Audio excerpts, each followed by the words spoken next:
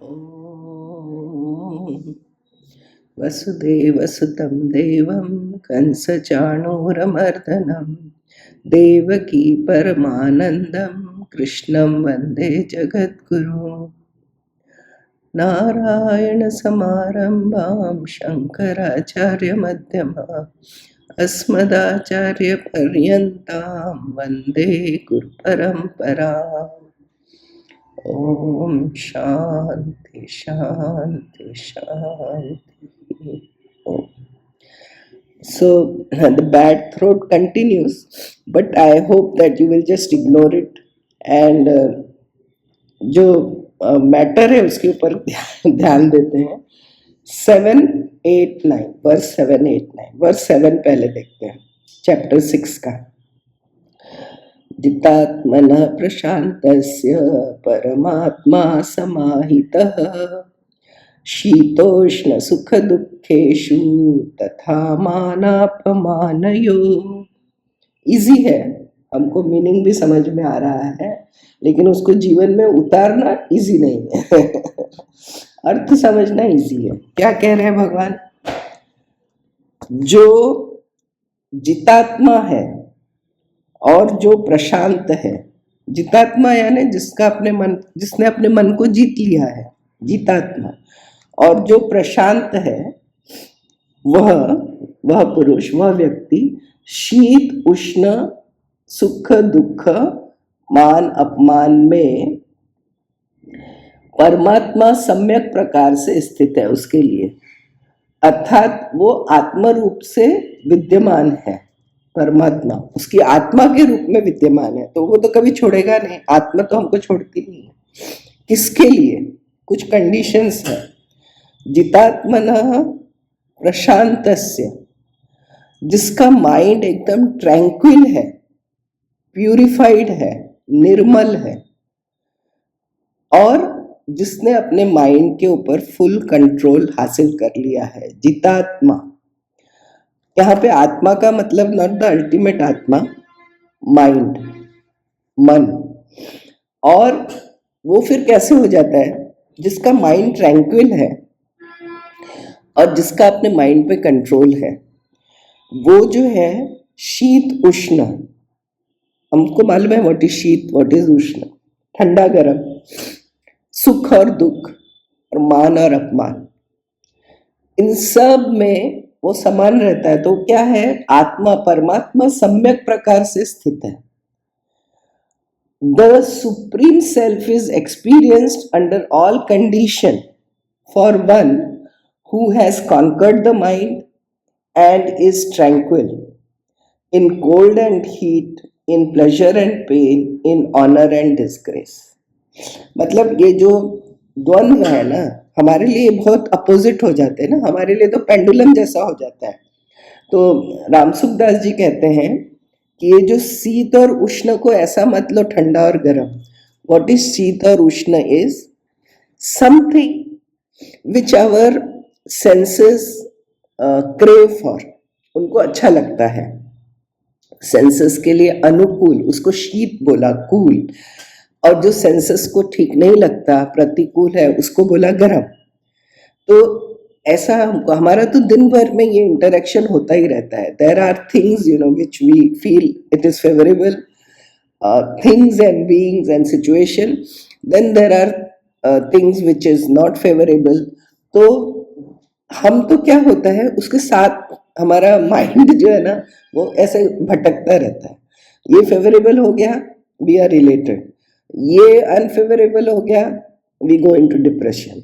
और फिर because mind is not in our control, वो अपने रास्ते चल रहा है।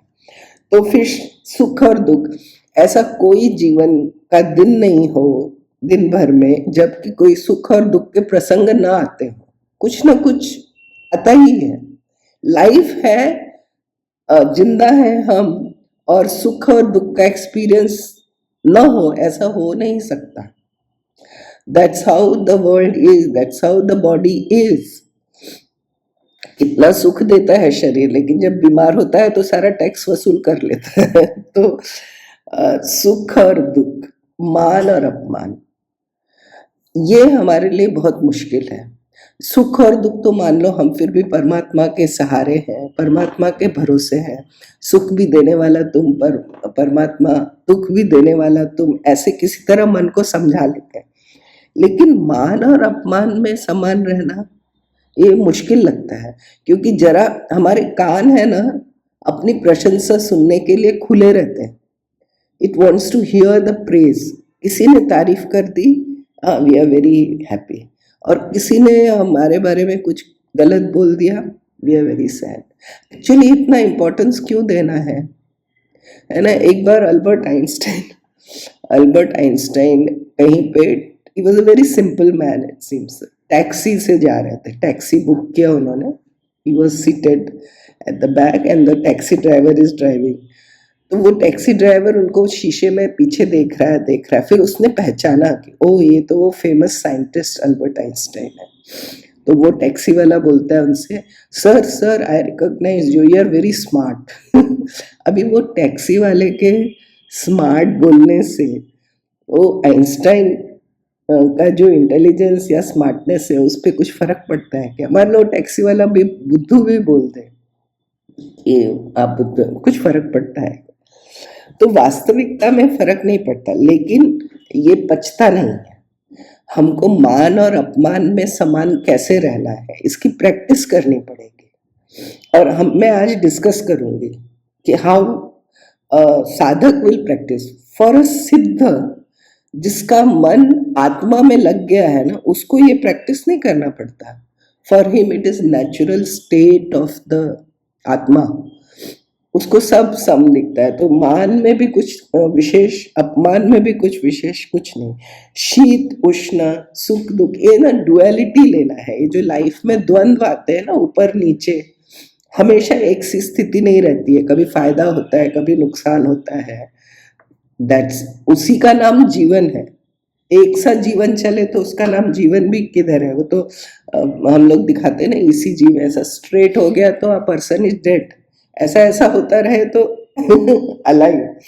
तो हमारे जीवन में ऐसा ऊपर नीचे होता रहता है, लेकिन उसके साथ हम भी ऊपर नीचे होते हैं क्या, वो इम्पोर्टेंट है। तो जितात्मना प्रशांतस्य परमात्मा समाहितः, उसके साथ, उसका जो आत्मा है, परमात्मा है, वो आत्मा बन गया है, तो वो कभी भी उसका साथ छोड़ता नहीं था। He experiences परमात्मा in all condition, in all duality. Why? Because he has conquered the mind and his mind is purified, शांत, tranquil। जैसे समुद्र में लहरें आ रही हैं, जा रही हैं, लेकिन भीतर गहराई में समुद्र एकदम शांत है, उससे उस पर कोई असर नहीं होता। तो ये व्यक्ति इतना गहरे उतर गया है ना, आत्मा के साथ एक हो गया है, तो उसके ऊपर कुछ फर्क नहीं पड़ता है ये बाहर क्या टर्बुलेंट हो रहा है।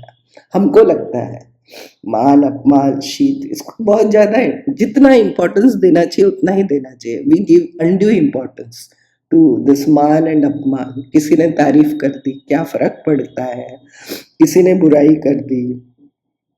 और सुख दुख तो हमारे हाथ में है ही नहीं, एक आएगा दूसरा जाएगा, आते ही रहते हैं, जाते ही रहते हैं। और हमने अपने माइंड को ट्रेन ऐसा किया है कि हमको यही चाहिए, ये अच्छा लगता है, ये अच्छा लगता है। तो ऐसे नहीं, आग्रह बहुत किसी बात का नहीं रखना, आए तो ठीक, नहीं आए तो ठीक, है ना। क्योंकि परमात्मा एक रस है, परमात्मा होमोजीनियस है, इसीलिए बहुत ज्यादा ये ऊपर नीचे में जिएंगे ना तो हम परमात्मा से दूर हो जाते हैं। तो परमात्मा को आत्मा के रूप में अनुभव करना, ये हमारा ऑब्जेक्टिव है, एम है। तो थोड़ा थोड़ा उस रास्ते पे चलना चाहिए ना। तो जैसे हम केमिस्ट्री टीचर्स हैं हमारे ग्रुप में, तो हम कहते हैं ना कि कोल, ग्रेफाइट, डायमंड सब कार्बन है, सेम है, खाली orientation, space, the bonding is different, but essence सब कार्बन है। ऐसे एसेंस सब परमात्मा का ही एसेंस है, ऐसा वो ज्ञानी देखता है। हम देखेंगे अलग, कोल अलग, ग्रेफाइट अलग, डायमंड अलग, लेकिन जो गहरे में जानता है वो जानता है कि ये सब कार्बन के एलोट्रॉप है। तो इस तरह से जिसकी नजर गहरी हो गई है, वो है युक्त। हम ये पढ़ रहे हैं कि हु इज युक्त, तो एक वर्स नंबर 7 आया। वर्स नंबर 8 देखिए, ज्ञान विज्ञान तृप्तात्मा कूटस्थो विजितेन्द्रियः युक्त इत्युच्यते योगी समलोष्टाश्म कांचनः। ये सब पढ़ के हमको लगता है किसी दूसरे दुनिया की बात हो रही।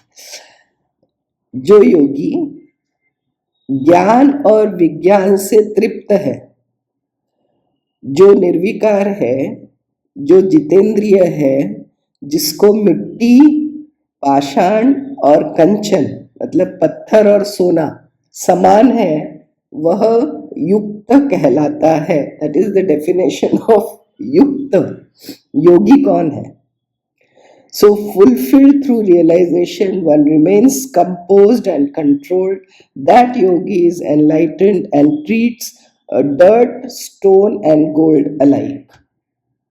तो वो जीता कैसे है? उसको क्या पत्थर और सोना का फर्क नहीं मालूम पड़ता क्या? फर्क मालूम पड़ता है, लेकिन उसके लिए जितना पत्थर का प्रयोजन है उतना ही गोल्ड का प्रयोजन है।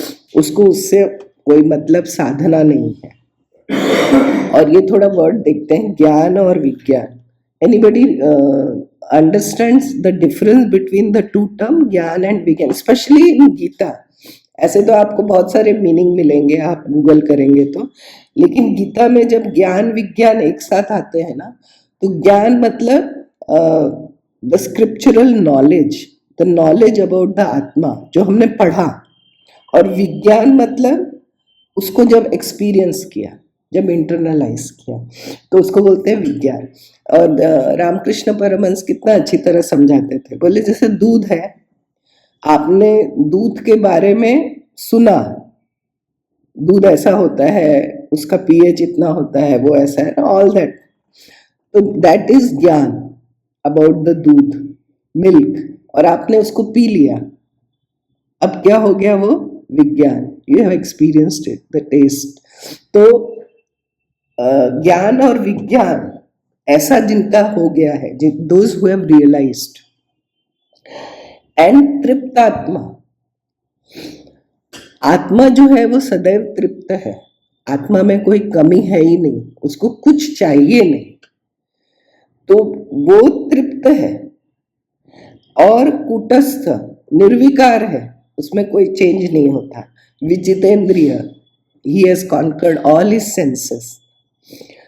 और उसके लिए एक मिट्टी, एक पत्थर और एक सोना सेम है।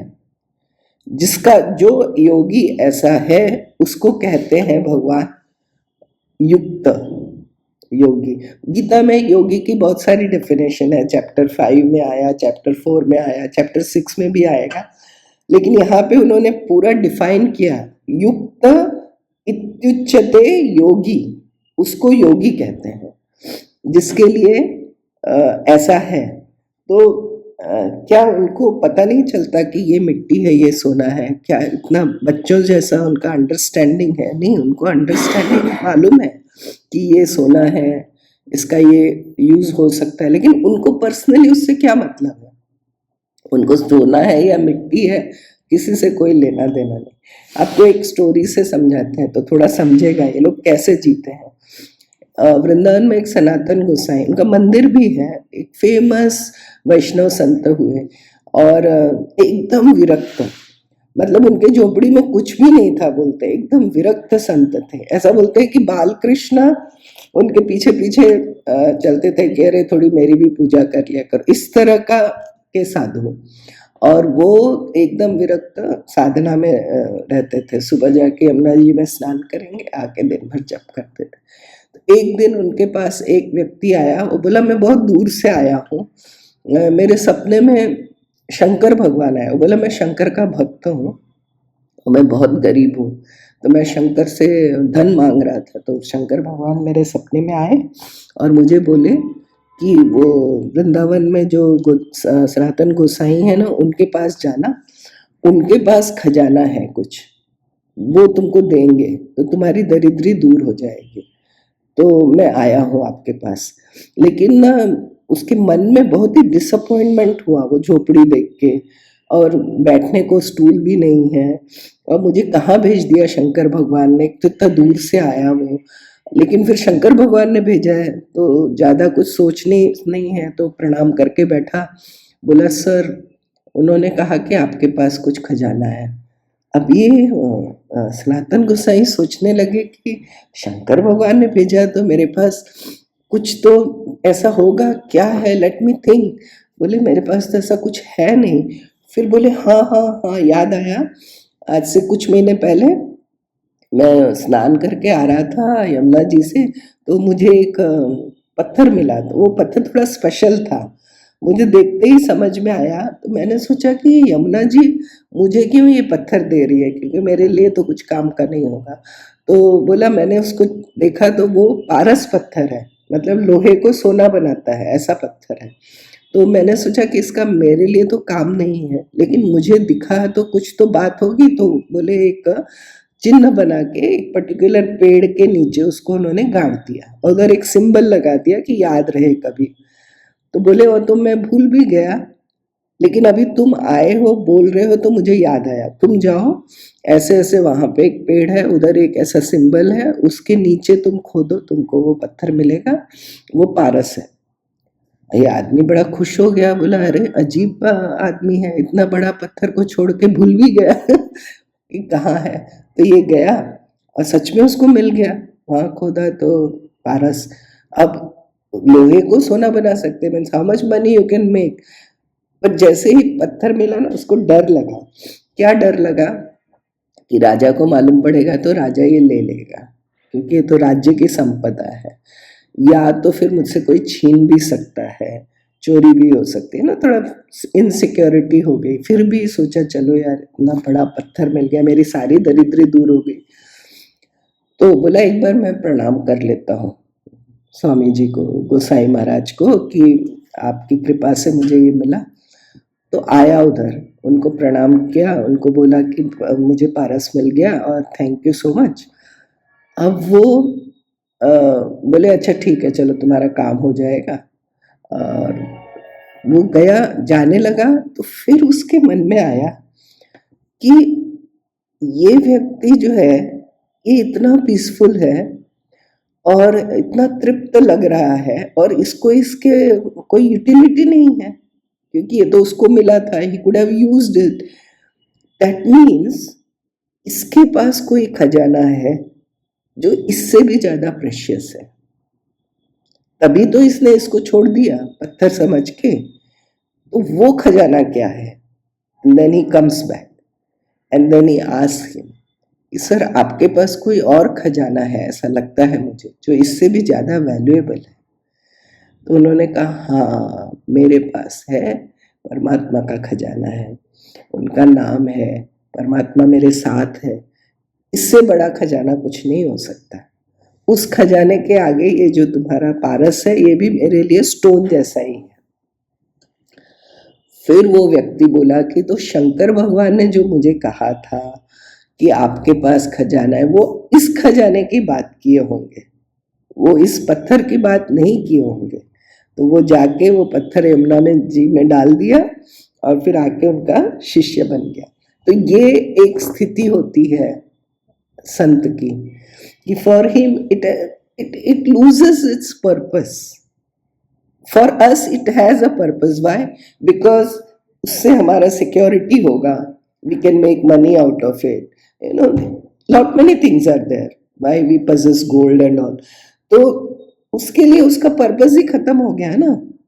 तो वो उसके लिए समलोष्टाश्म कांचन, for him it is of equal value. और वो आत्मा नित्य तृप्त है, तो उसकी तृप्ति जो है वो क्या सोना चांदी पत्थर से नहीं होगी, उसको भीतर से वो तृप्त है।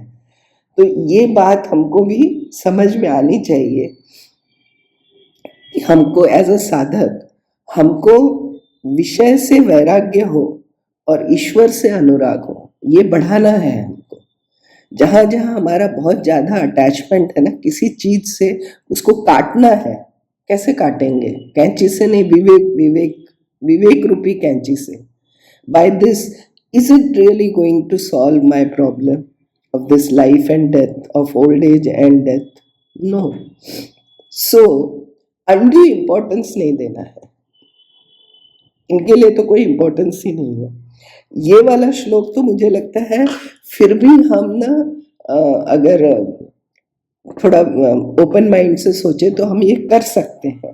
मतलब अक्ल आ जाएगी कि बहुत ज़्यादा इम्पोर्टेंस देने की ज़रूरत नहीं है वेल्थ को या इसको, बिकॉज एवरीथिंग इज टेम्पररी.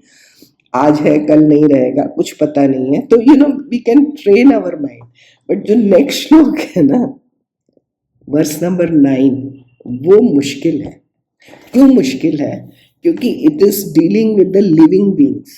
ये तो पत्थर है ना, पत्थर, सोना, हीरा. ये वाला श्लोक मुश्किल है. And this we will discuss how do we do it. Verse 9 देखिए. सुरेन मित्रान युदासीन मध्यस्थ द्वेष्य बंधुषु साधुष्वपि च पापेषु समबुद्धिर्विशिष्यते. भगवान को मालूम है हम लोग ऐसे ऐसे क्वेश्चन करेंगे, इसलिए भगवान ने कुछ छोड़ा नहीं, सबको बता दिया. क्या बोल रहे हैं आप? रिलेशन देखिए. सुहृद पहला बताया, सुहृद, फिर बताया मित्र, फिर बताया अरि, अरि मतलब दुश्मन, उदासीन, मध्यस्थ, द्वेष, द्वेष्य, बंधु, रिलेटिव्स, और साधु और पापी. साधुष्वपि च पापेषु समबुद्धिर विशिष्यते. सबके साथ समान बुद्धि, वो विशिष्ट होता है. कौन? योगी.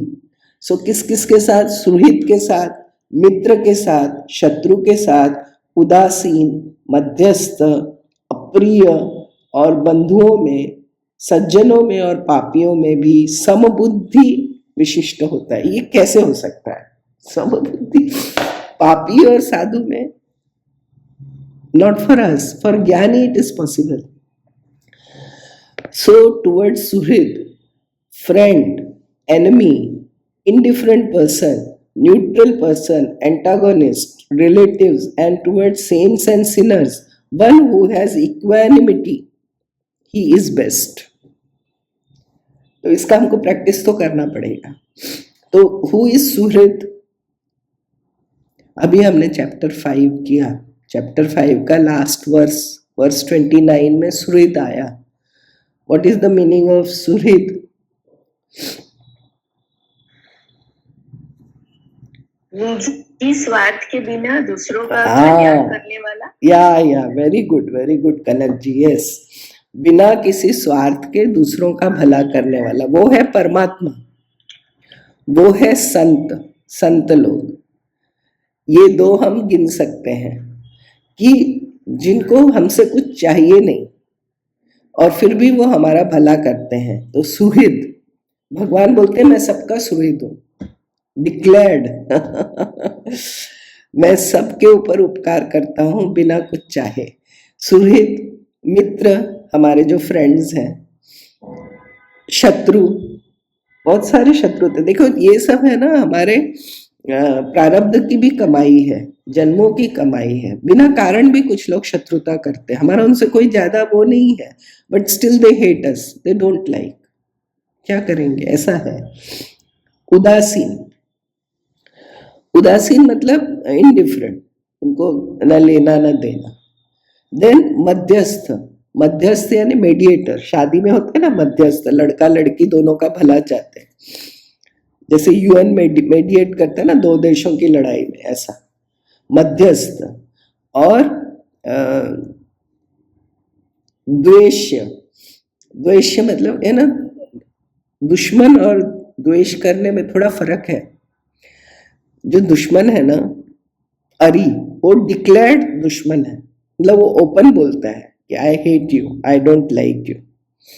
और जो द्वेष करता है ना वो अंदर अंदर द्वेष करता है और बाहर बाहर दिखाता है कि वो आपका फ्रेंड है. वो ज्यादा डेंजरस है. तो वो बाहर से कुछ अंदर से कुछ, द्वेष. और बंधु, बंधु यानी रिलेटिव, और रिलेटिव्स के साथ हमारे बहुत तरह के संबंध बनते हैं. We all experience it.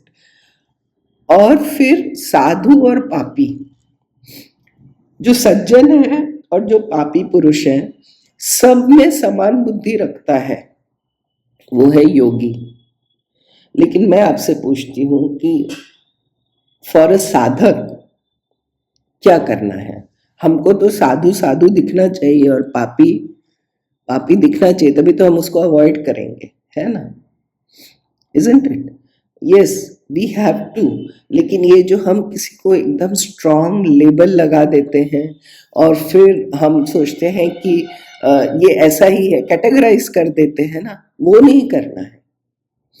वो नहीं करना है, क्योंकि हर व्यक्ति जो है ना, वो अपने अपने कर्मों से, अपने अपने प्रारब्ध से, अपने अपने संस्कारों से बंधा है। Why somebody behaves like this, we will never know the answer।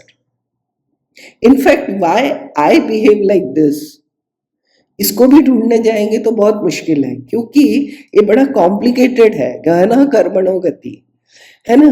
और सब ईश्वर के अधीन है और सब अविद्या में है। मैं भी इग्नोरेंट हूँ, आप भी इग्नोरेंट है। I also don't know about my आत्मा, यू ऑल्सो डोंट नो। तो दो इग्नोरेंट लोग आपस में लड़के किधर पहुंचेंगे? तो ये जो है, ये प्रकृति के 3 गुणों का प्रभाव है। किसी में सत्व ज्यादा है, किसी में तम ज्यादा है, और हम सब उसके प्रभाव में घूम रहे हैं। उसमें हमारी स्वाधीनता क्या है? What is our free will? Our free will is विवेक। हम विवेक कर सकते हैं, तो ना we have to exercise that. और इन सब सिचुएशन में समान मतलब बहुत ज्यादा अपने को इफेक्ट नहीं करने का, ये बात है। और ये सब ना बदलते रहते हैं। जो आज मित्र है कल अरी बन सकता है, जो आज अरी है कल मित्र बन सकता है। इसीलिए किसी को, वो पॉलिटिक्स में तो बोलते भी हैं, there are no permanent enemies, because कल क्या पता उसके साथ मिलके गवर्नमेंट बनानी पड़े। तो ये सब ऐसा है। लेकिन ये जो साधु है, जो युक्त है, उसकी दृष्टि किधर है? वो ये साधु पापी ये सब नहीं देखता, वो देखता है कि ऐसा मेरे परमात्मा का रूप है। उसकी दृष्टि अधिष्ठान पे है, उसकी दृष्टि नेम एंड फॉर्म पे है नहीं। But for us we have to have that discrimination. और साधु का संग करो और जो पापी हैं उनसे बचो, ये तो हमको करना है। But we need not hate them, we need not label them, we need not criticise them. तो जो ये पतंजलि ने बताया ना, 4 एटीट्यूड, मेरे ख्याल में this we all must remember when we are studying this chapter. Patanjali ने कहा मैत्री, करुणा, मुदिता, उपेक्षा, ये 4 एटीट्यूड हमारे होने चाहिए in dealing with people, all these people, सुहृद, मित्र, शत्रु, उदासीन, मध्यस्थ, जो भी है। मैत्री का भाव, मैत्री मतलब if suppose somebody is equal, then we should have friendly relationship। और फ्रेंड में कंपटीशन नहीं होता, फ्रेंड में एक दूसरे की मदद होती है कि वो भी ग्रो करे, अच्छा लगता है, उसके ग्रोथ में भी वी कैन बी हैप्पी। तो मैत्री का भाव। करुणा, दूसरा है करुणा। If somebody is downtrodden, कोई हमसे मदद चाह रहा है तो हमको उसको मदद करना है जितना हमसे हो सके, करुणा, है ना, कंपैशन। मुदिता, मुदिता is for the people in society who are above me, अब मतलब हायर देन मी, उनका एजुकेशन ज्यादा है, वेल्थ ज्यादा हो सकता है, उनका पोजीशन सोसाइटी में ज्यादा हो सकता है हमसे, उनको देख के हमको खुश होना है। क्यों? हमको तो जेलसी होता है, क्यों खुश होना है? इसलिए खुश होना है, इसने देखो पिछले जन्म में भी अच्छे काम किए होंगे, इस जन्म में भी अच्छा काम किया है, इसके ऊपर ईश्वर की कृपा है, तो उस पर खुश होना है या जेलस होना है?